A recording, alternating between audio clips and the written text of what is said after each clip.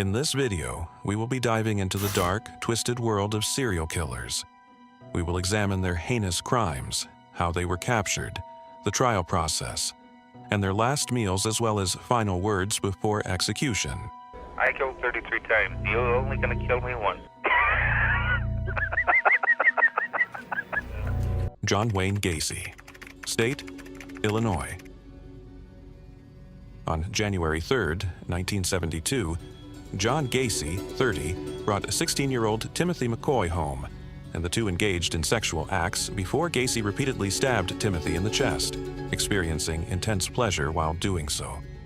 After Timothy succumbed to his knife wounds, Gacy cleaned all traces of blood from the crime scene and then dragged the teenager's body to the crawlspace beneath his home. This crawlspace would become the resting place of another 32 victims over the next 6 years. After several years of discreet, cold-blooded murders, Gacy started becoming more sloppy. On one fateful night on December 11, 1978, Gacy lured 15-year-old Robert Piest to his home under the promise of a high-paying job and murdered him. This time, however, Gacy left enough trace to put him under the police radar, and just 2 days later, police obtained a search warrant for his home. What the police found was disturbing: personal belongings of missing young men, suspicious odors in the house, and lots of handcuffs. After days of surveillance, on December 22, 1978, Gacy finally cracked and confessed to killing dozens of victims. He led police to the graves beneath his home and revealed the 26 victims that had been buried there, along with 3 others on his property. On April 23, 1979, Gacy was indicted for a total of 33 murders, the most by a single person in U.S. legal history at the time. His trial began on February 6, 1980. Despite a plea of insanity, the judge decided that Gacy was fully capable of comprehending his crimes and therefore must take full responsibility for the murders. With overwhelming evidence and Gacy's chilling confession, it took the jury just 2 hours to find him guilty on all counts. On March 13, 1980, John Wayne Gacy was sentenced to death. He spent 14 years on death row, showing little remorse and even taking up painting. His artwork, featuring twisted depictions of clowns, later became infamous. The night before his execution, Gacy was given a last meal. He requested a bucket of KFC fried chicken, a dozen fried shrimp, French fries, fresh strawberries, and a Diet Coke. On May 10, 1994, at Stateville Correctional Center, Gacy was executed by lethal injection. As he lay strapped to the gurney, he looked at the witnesses and muttered, "Kiss my ass." Bobby Joe Long. State: Florida. In March of 1984, Bobby Joe Long abducted, raped, strangled, and discarded 20-year-old Artis Wick. Her body would only be found months later near Tampa Bay. Wick would be one of at least 10 women in Tampa Bay who were brutally murdered by Long. On November 3, 1984, after numerous abductions and killings, Long eventually made a mistake when he let a victim live. 17-year-old Lisa McVeigh was abducted while riding her bike home from work. She was blindfolded and held captive for 26 hours, during which she endured repeated sexual assaults. But Lisa was smart. She left fingerprints in his home, memorized his voice, and took note of his surroundings, even while blindfolded. When Long finally released her, she went straight to the police and provided crucial details about the attacker's home, car, and ATM visits he made during her captivity. 13 days later, investigators identified Long and arrested him outside a Tampa movie theater, using the information provided by Lisa McVeigh. At the time of his capture, he was already wanted for multiple crimes across 3 jurisdictions. In 1985, Long struck a plea deal to avoid multiple death sentences. He pleaded guilty to 8 murders and the abduction and rape of Lisa McVeigh. For this, he received 26 life sentences without parole, and 7 additional life sentences with the possibility of parole. However, the state sought the death penalty for the murder of Michelle Denise Sims. In July 1986, he was sentenced to death by lethal injection. On the morning of May 23, 2019, Bobby Joe Long had his final meal. He requested a rather indulgent meal of roast beef, bacon, French fries, and soda. Unlike many executed killers who deliver a final statement, Bobby Joe Long had nothing to say. He was pronounced dead at 7 p.m. Lee Green. State: Texas. On October 12, 1985, 28-year-old topless dancer Betty Jo Monroe was heading to her home when she was picked by a 25-year-old man named Ricky Lee Green, who promised to pay her for sex. The duo then went to Green's mobile home in Boyd, Texas, where he sexually assaulted her. Green then stabbed her 17 times before brutally striking her with a hammer. Monroe's body was found the next day in Flatwood in such a horrible state that coroners were unable to identify her identity at the time. A month later, on November 23rd, 27-year-old Sandra Lorraine Bailey went to a club in Fort Worth to celebrate her cousin's birthday. There, she met Ricky Lee Green, and the two immediately hit it off. Green brought her back to his home where he stabbed 30 times and beat her with a hammer. Her naked body was found 9 days later in a drainage near Henrietta. Green continued his murderous rampage, and by 1986, he had brutally murdered at least 2 more people. On April 27, 1989, he was finally arrested after his drug addict ex-wife confessed about the murders to a counselor. He quickly confessed to the killings and was investigated for 8 more additional murders. On September 22, 1990, Ricky Lee Green was sentenced to death for 1 murder and life sentences for the others. His final meal was a massive spread of eggs, bacon, sausage, toast, and milk. On October 8, 1997, Ricky Lee Green was executed by lethal injection at the Huntsville unit. Right before he was executed, Green apologized to his victims' families but admitted, "My death isn't going to solve anything." Velma Barfield. State, North Carolina. In the year 1977, a widower and tobacco farmer, Stuart Taylor, got into a relationship with a nurse named Velma Barfield. He had no idea that Barfield was addicted to prescription drugs, and throughout their short marriage, she regularly forged checks on his account to pay for her addiction. Barfield was always fearful that her boyfriend would discover her wrongdoings. So, one day, she mixed an arsenic-based rat poison into his beer and tea. Taylor became very ill, and Barfield volunteered to nurse him. She made sure that his health worsened with every passing day. On February 3, 1978, Taylor passed away at a local hospital. Unfortunately for Barfield, there was an autopsy that found the cause of the death. A few days later, she was arrested, and investigators exhumed other people who had previously died in her care. They found the same poison in multiple patients, raising even more suspicions. She broke down under intense questioning and admitted to 3 more murders, including one of her own mother. On November 27, 1978, Barfield was found guilty of the first-degree murder of Stuart Taylor and sentenced to death. During her stay on death row, Barfield became a devout Christian and spent the last few years ministering to prisoners. Barfield's involvement in Christian ministry was extensive enough that an effort was made to obtain a commutation to life imprisonment, but it was eventually rejected. A day before her execution, she requested a simple meal of cheese doodles and Coca-Cola. On November 2, 1984, Velma Barfield was executed in Central Prison Raleigh by lethal injection. Before she died, Barfield expressed sorrow, saying, "I know that everybody has gone through a lot of pain, all the families connected, and I am sorry, and I want to thank everybody who has been supporting me all these 6 years." Arthur Gary Bishop. State, Utah. On October 14, 1979, a 4-year-old Alonzo Daniels was playing around in his apartment courtyard when the eyes of predator Arthur Gary Bishop, 27, fell on him. Bishop promised to give Daniels free candy and lured the kid to his apartment. There, Bishop sexually assaulted the kid before drowning him in a bathtub. He then subsequently buried the boy's body in the desert. A year later, Bishop claimed his second victim, an 11-year-old boy named Kim Peterson. He lured Peterson to his apartment where he sexually assaulted and beat him to death. Peterson's body was later buried close to that of Alonzo Daniels outside of Cedar Fort. On July 24, 1983, one day after he had killed his 5th victim, Bishop's reign of terror finally came to an end. Local police had noticed a pattern in all the murders.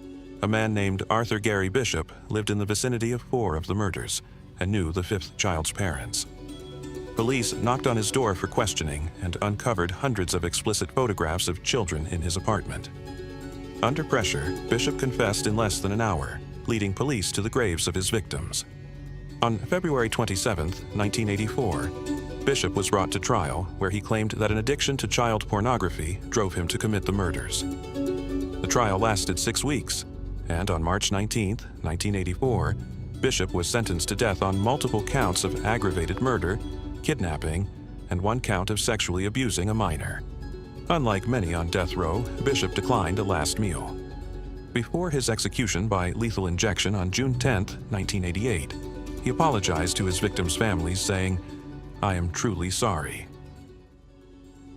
Wesley Allen Dodd, State, Washington.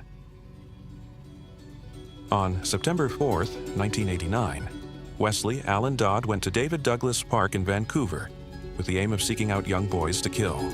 He soon lured 2 brothers, 11 and 10-year-old Cole and William Neer, to a secluded area. There, Dodd forced them to undress, tied them to a tree, and performed sex acts on both. When he was done, Dodd stabbed the boys repeatedly with the knife and fled the scene. By the time the boys were discovered, Cole was already dead, while William died en route to a nearby hospital. Weeks later, he kidnapped 4-year-old Lee Isley and took the kid back to his apartment. There, he tied the boy to a bed and molested him, all the while taking pictures and jotting down every little detail in his diary. On November 13, 1989, Dodd would finally be caught after he attempted to abduct a 6-year-old boy from a movie theater. The child resisted, and a few alert employees, along with a bystander, stopped Dodd as he tried to flee. The criminal's car had stalled, giving the others enough time to subdue him until police arrived. Later, when the cops searched Dodd's apartment, they uncovered a chilling diary. It detailed his crimes, along with disturbing photos and plans for more abductions. In 1990, Wesley Allen Dodd was sentenced to death for the murder of the Neer brothers, as well as for the separate rape and murder of Lee Isley. Before his execution, Washington state law gave Dodd the choice of execution by lethal injection or by hanging. Dodd stated that he wished to die by hanging because that was how he had killed Isley, his last victim. For his final meal, Dodd requested broiled salmon and fried potatoes. On January 5, 1993, Dodd was hanged at Washington State Penitentiary in Walla Walla. His final words were, "I was wrong when I said there was no hope, no peace. I found both in the Lord Jesus Christ. Look to the Lord and you will find peace." Oba Chandler, State, Florida. On May 26, 1989, the lifeless bodies of Joan Rogers along with her 2 teenage daughters, Michelle and Christy, were found floating in Tampa Bay. They had been brutally assaulted before being bound, gagged, and thrown into the water to drown. Their only mistake was trusting a 43-year-old man named Oba Chandler, who had offered them directions hours earlier. The case remained unsolved for over 3 years until the local police came up with an unusual tactic to track down the killer. They had found handwritten directions on a brochure in the Rogers vehicle. Local police posted images of Chandler's handwriting on the brochure on billboards in the Tampa Bay area. This led to a call from Chandler's former neighbor, who provided a copy of a work order Chandler had written. On September 24, 1992, Chandler was eventually arrested for the Rogers murders. Despite maintaining his innocence, Chandler was found guilty of the murders and was sentenced to death on November 4, 1994. For his final meal, he had 2 salami sandwiches and a peanut butter and jelly sandwich. On November 15, 2011, Oba Chandler was executed by lethal injection. He wrote a last statement to prison officials: "You are killing an innocent man today." After his execution, Chandler was described as the loneliest man in the loneliest place on earth, death row. He did not receive a single visitor during his years in Florida's death row unit. Chandler's daughter, Suzette, said her father was a monster who got what he deserved. Alton Coleman, State, Ohio.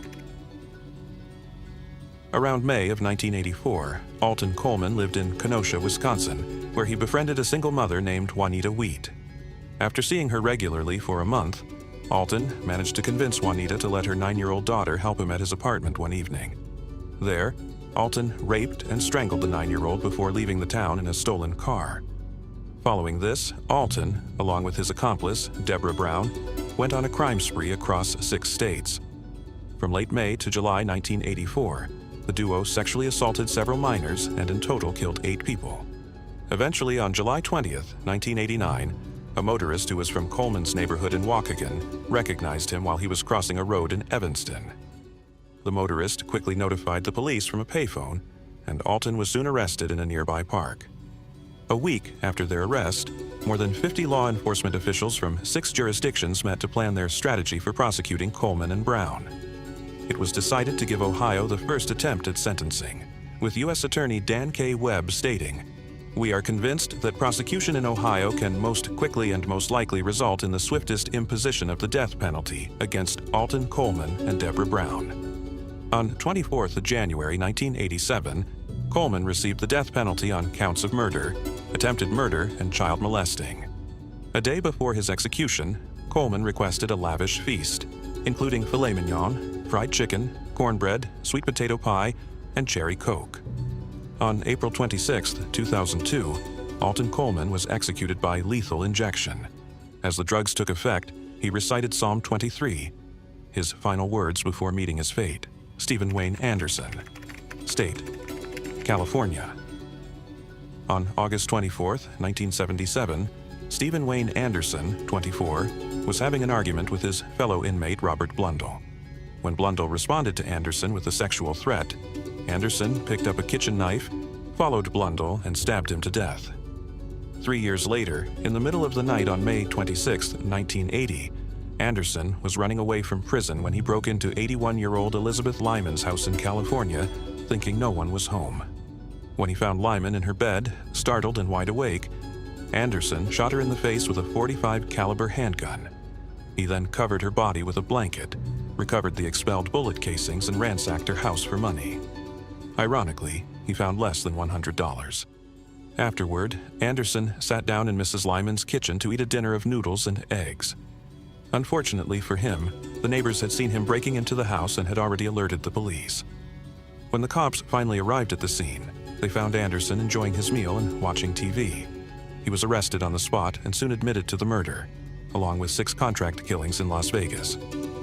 On July 24, 1981, Anderson was convicted and sentenced to death. The prosecution pointed to his violent history, both in and out of prison, as evidence that he was too dangerous to be kept alive. One day before his execution, he was offered a last meal. Anderson requested grilled cheese sandwiches, radishes, cottage cheese, hominy, peach pie, and chocolate chip ice cream. On January 29, 2002, Stephen Wayne Anderson was executed by lethal injection in San Quentin State Prison's execution chamber. When asked by the warden if he had any last words, Anderson was very adamant that he did not. He was pronounced dead minutes after the injection. Michael Lee Lockhart. State: Texas.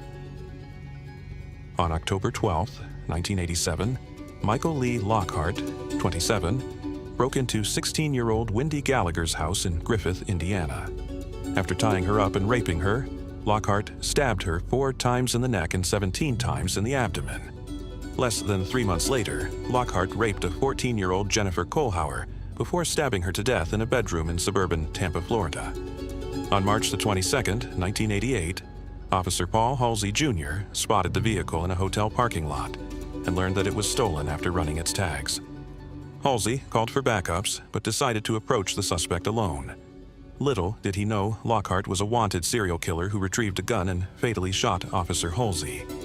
After killing Officer Halsey, Lockhart fled in a stolen Corvette, but eventually crashed and was apprehended. The authorities found evidence linking him to his other crimes in the vehicle. In October 1988, a jury in Texas found him guilty of capital murder, and following the punishment hearing, Michael Lee Lockhart was sentenced to death. After spending 10 years on death row, Lockhart was finally executed on December 9, 1997, via lethal injection. For his last meal, he requested a double-meat cheeseburger, French fries, and a Coca-Cola. Right before he was executed, Lockhart thanked the prison staff for their kindness, saying, "A lot of people view what is happening here as evil, but I want you to know that I found love and compassion here. The people who work here, I thank them for the kindness they have shown me, and I deeply appreciate all that has been done for me by the people who work here. That's all, Warden. I'm ready." Outside the prison, nearly 100 Beaumont police officers cheered as his execution was announced. Carol Cole. State: Nevada. In 1946, at the tender age of 8, Carol Cole committed his first murder after drowning a classmate in an act of revenge. But that was just the beginning of a bloodbath he was about to cause. Between May 1971 to November 1980, Cole strangled at least 5 women, though he later claimed to have killed up to 14. He was fueled by alcoholism, and his victims even included 2 women that he had a consensual physical relationship with. In November of 1980 in Dallas, police found Cole lurking near a murder scene. He quickly confessed to multiple killings, including ones the authorities hadn't suspected him of. 5 months later, he was convicted of 3 murders in Texas and received a life sentence. But in 1984, he agreed to extradition to Nevada, where he was sentenced to death for 2 more killings. When the judge read aloud the sentence, Cole simply replied, "Thanks, Judge." The day before his execution, Carol Cole was offered a last meal. He requested jumbo fried shrimp, French fries, salad, and clam chowder. At 2:10 a.m. on December 6, 1985, he was executed by lethal injection. His brain was later removed for scientific study. William Bonin, State, California. On November 17, 1968, 14-year-old Billy Jones was traveling home late at night when William Bonin offered him a ride. When Billy Jones sensed sinister vibes from the stranger and tried to flee from the vehicle, Bonin knocked him unconscious, then handcuffed and raped him. Several hours later, he dropped Jones off at a park. In the same month, Bonin picked up another hitchhiker, 17-year-old John Treadwell. Bonin began asking him about homosexuality before pulling out a handgun. He then parked in a secluded area where he raped and continuously beat Treadwell with a tire iron. After committing the heinous crime, Bonin threatened Treadwell not to tell anyone about what happened or the consequences would be dire. By the 28th of November 1969, extensive efforts were being made by local police to locate a potential serial rapist, and even had a rough description of his physical attributes. That very day, a policewoman stopped and arrested Bonin in El Segundo as he matched the description. On December 31, 1975, he pleaded guilty on charges of rape of 2 minors. He was later found guilty of 14 murders and sentenced to death. On February 23, 1996, before his execution, Bonin was served his last meal: 2 pepperoni and sausage pizzas, 3 pints of ice cream, and 3 six-packs of Coca-Cola and Pepsi. In his final statement, Bonin criticized the death penalty, stating it served no purpose other than revenge. He was then executed by lethal injection, the first in California's history. Ted Bundy, State, Florida. On February 1, 1974, 22-year-old Linda Ann Healy disappeared from her off-campus house in Seattle, Washington, leaving behind a bed with the blood on the pillow. Her skull was found in March 1975, along with the remains of 4 other young women. Over the next 4 years, at least 20 more young women and girls would suffer from the same fate, getting abducted, raped, and murdered by the charming but sadistic serial killer Ted Bundy. Bundy's depravity didn't end with their deaths. He frequently revisited the bodies, performing sex acts on the corpses until decomposition made it impossible. He decapitated at least 12 victims, keeping their heads as sick trophies in his apartment. On November 8, 1974, Bundy pretended to be a police officer when he approached 18-year-old Carol Duranch at a shopping mall in Murray, Utah. Bundy told Duranch that someone had attempted to get into her car and asked her to come with him to the Murray Police Department to sign a complaint. The two drove off in Bundy's Volkswagen Beetle, but he eventually pulled over, tried to put handcuffs on Duranch, and threatened her with a gun, but Duranch managed to jump out of the car and escape. Failing to abduct Duranch would be one of Bundy's biggest mistakes, as just a year later, Duranch would recognize him in a police lineup and get him arrested. On October 21, 1976, Bundy is charged with first-degree murder. He would escape the prison twice, murdered 3 more women and girls, and became one of the FBI's most wanted fugitives. His killing spree came to an end on February 15, 1978, when he was arrested in Pensacola, Florida, during a routine traffic stop for a stolen vehicle. On June 25, 1979, Bundy's trial began in Miami, and it became the first trial to be televised. On February 10, 1978, Ted Bundy was sentenced to death for multiple counts of kidnapping and aggravated murder. Despite multiple appeals, his execution was inevitable. He spent nearly a decade on death row, giving chilling interviews where he partially admitted to his crimes but continued to downplay his guilt. On the night before his execution, Bundy was offered the standard last meal: steak, eggs, hash browns, toast, and coffee. Unlike many death row inmates who make specific requests, Bundy declined to eat. After years of denial, Bundy also confessed to 30 murders a day before his execution. On the morning of January 24, 1989, Ted Bundy was strapped into the electric chair at Florida State Prison. With his final breath, he turned to his attorney and minister and said, "Jim and Fred, I'd like you to give my love to my family and friends." At 7:16 a.m., the current was switched on. The monster who had terrorized countless lives was gone. Outside the prison, crowds erupted in cheers, celebrating the end of one of America's most infamous serial killers. Gary Ray Bowles, State, Florida.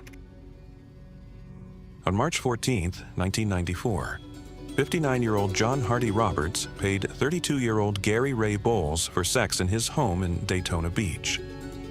That night, Bowles grabbed a lamp base and smacked Roberts on the back of his head.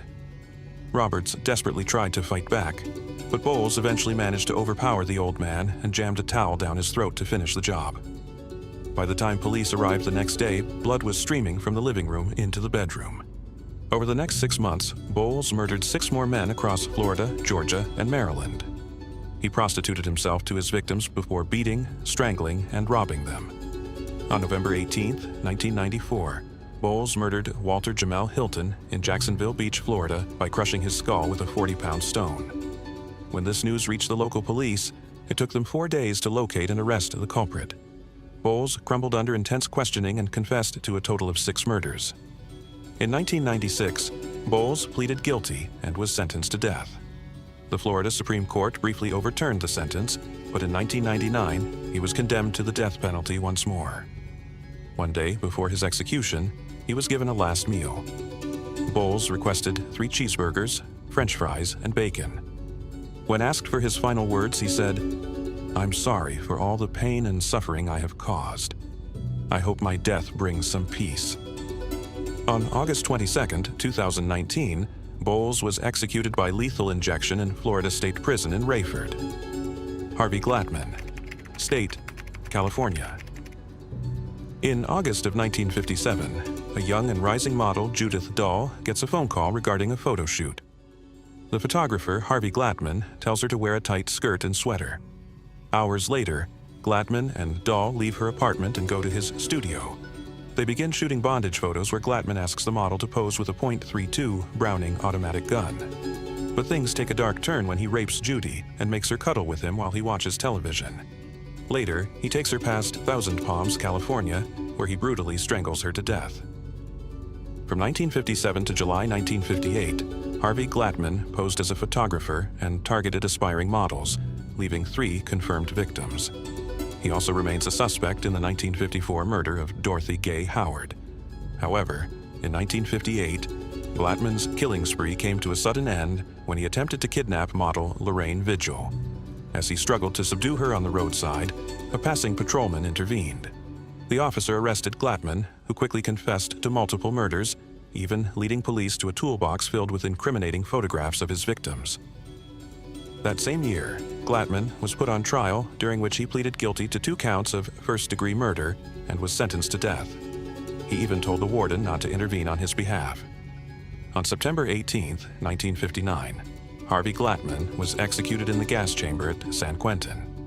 He accepted his fate without protest, fully embracing the death he had inflicted on others. Details of his last meal and words remain unknown. David Allen Gore, State, Florida. On February 19, 1981, 17-year-old Ying Ling was returning home when 29-year-old David Allen Gore aggressively approached her. He showed her his fake police badge to lure the teenager into his truck, after which he drove her to her own home. Once there, he encountered the teenager's mother, 48-year-old Hexiang Ling, and kidnapped both women. In an act of shocking brutality, he tied Hexiang to a tree, who slowly choked to death while Gore raped her daughter. Gore then dismembered the 2 women and stuffed and buried their body parts in oil drums. By 1984, David Allen Gore and his cousin kidnapped, raped, and murdered at least 6 women in Florida. On July 26, 1983, one of Gore's victims, 17-year-old Lynn Elliott, made a run for her life. She was naked and tied up, and unfortunately, she stumbled in his driveway. This allowed Gore to catch up, and he promptly executed her with 2 gunshots to the head. He didn't realize that a teenage boy on a bicycle had seen everything. The boy called the police, leading to a 90-minute standoff before Gore was finally arrested. On August 10, 1983, a grand jury charged Gore with first-degree murder with 2 counts of kidnapping and 2 counts of sexual battery. 2 months later, while he was on trial, Gore led police to the remains of 3 of his victims and also admitted to 5 more murders. His trial was then moved to Florida, and in March of 1984, the jury convicted him of first-degree murder, and after an 11-to-1 vote, he received the death sentence. One day before his execution on April 12, 2012, Gore asked for fried chicken, French fries, and soda as his last meal. While strapped to the execution gurney, Gore said, "I'm sorry. I've had remorse. I'm not the man I was back then. I don't fear death." Robert Gleason, State, Virginia. In May of 2009, 63-year-old Virginia's Wallens Ridge State prisoner Harvey Watson was called to a cell by his fellow inmate, Robert Gleason Jr. Pretending that he has an escape plan, Gleason tricked Watson into tying his hands using a bedsheet. Gleason then taunted Watson before strangling him by pressing a urine-soaked sponge onto his face and a sock into his mouth. At this point, Robert Gleason Jr. was already awaiting trial for murders that he had committed 2 years ago. In 2009, Gleason was put on a new trial for the murder of the fellow inmate. However, he showed no remorse and boldly told the judge that if he was given a life sentence, he would continue to kill. A year later, in July of 2010, Gleason fulfilled his promise as he attacked another inmate at the super maximum security Red Onion State Prison. He choked fellow inmate A. Cooper until the latter turned purple, then waited for his color to come back before proceeding to choke Cooper to death. Later that year, Gleason pleaded guilty and refused to appeal his death sentence. In fact, he even chose the electric chair over lethal injection. Gleason gave an interview where he said the death penalty was a way of honoring a promise to a loved one that he would not kill again. He also wanted his 2 young sons to learn from his mistakes. On January 16, 2013, at 9:08 p.m., Robert Gleason was executed in Virginia's electric chair. His final words were a mix of dark humor and defiance as he referenced the film The Green Mile, saying, "Well, I hope Percy ain't going to forget to wet the sponge. Put me on the highway to Jackson and call my Irish buddies. Kiss my ass. God bless." His last meal request was never disclosed. Ricky Gray, State, Virginia. In the early afternoon of January 1, 2006, the Harvey family received unwelcome intruders at their home in Virginia. Ricky Javon Gray, along with his cousin, barged into the house and bound Mother Catherine, her husband Brian, and their 4-year-old daughter Ruby in the basement with packing tape. Shortly afterwards, their other daughter, 9-year-old Stella, arrived home from a friend's house. Gray briefly unbound Catherine so she could retrieve Stella from upstairs. Moments later, Catherine and Stella were rebound by Gray in the basement. Gray ended up cutting the throats of all 4 of the family members and then hitting each in the head multiple times with a claw hammer shortly thereafter. He and his cousin then tipped over an art easel in the Harvey family's basement, poured wine over the top of it, and lit the easel on fire in an attempt to destroy the crime scene. A week later, Gray and his cousin would go on to murder yet another family in Chesterfield. It was only on January 7, 2006, that the police raided a Philadelphia home where Gray and his cousin were hiding. Both of them were arrested and within hours confessed to the murders. They even detailed the horrifying ways they ended their victims' lives. A month later, both Gray and his cousin were put on trial in the City of Richmond Circuit Court in Virginia. Gray pleaded not guilty, and his defense team sought leniency by presenting evidence of physical and sexual abuse during childhood as well as PCP use. However, in August 2006, a jury found Gray guilty of 5 capital murder charges, and on October 23, 2006, Gray was sentenced to death. A day before his execution, Gray asked for fried fish, French fries, and a soda as his final meal. On January 18, 2017, Gray was executed using lethal injection. When asked if he had any last words, Gray uttered, "Nope." John Zuber. State: Nebraska. On August 22, 1982, 11-year-old Richard Stetson left home to jog on the 3.5-mile-long Back Cove Trail in Portland, Maine. 19-year-old John Joubert followed him until they reached a secluded space. There, Joubert undressed, stabbed, strangled, and then bit Stetson. Unfortunately, the wrong suspect was arrested for the murder and was released after 1.5 years in custody. A year later, in Nebraska, Joubert kidnapped 13-year-old Danny Joe Eberly while the boy was delivering newspapers. Joubert bound, tortured, and stabbed him to death. He would go on to brutally torture and murder one more kid. On January 11, 1984, in an act of divine irony, a preschool teacher spotted John Joubert loitering suspiciously near the murder scene in Nebraska. She gave Joubert's vehicle number to the police. This led investigators to Offutt Air Force Base, where Joubert, an enlisted radar technician, was stationed. A search of his room revealed military-grade rope matching the bindings used during the above murders. Under interrogation, the criminal cracked and confessed to his crimes.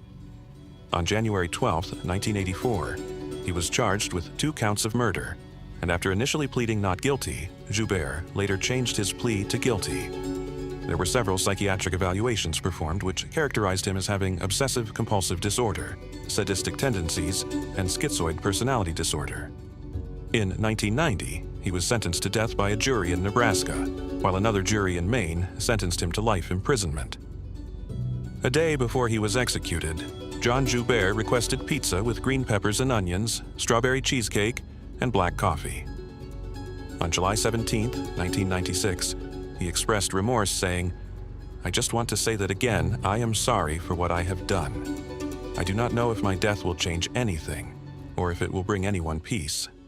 John Joubert was then electrocuted to death in Nebraska, and during the process, his body developed a 4-inch blister on the top of his head and blisters on both sides of his head above his ears.